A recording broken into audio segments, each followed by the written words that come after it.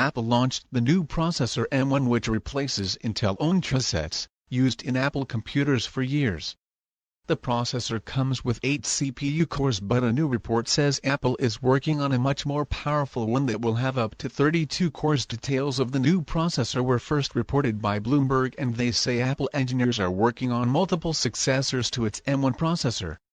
Apple plan is to phase out completely Intel processors from its products by 2022, and its next-generation chips should help it achieve that goal. Some of these next-gen chips in development have been reported to have as many as 16 performance cores and 4 efficiency cores.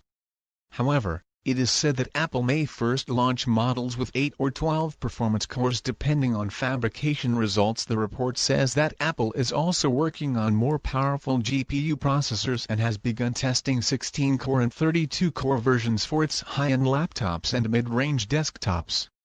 It is also working on GPUs with 64 and 128 cores for its top-end computers.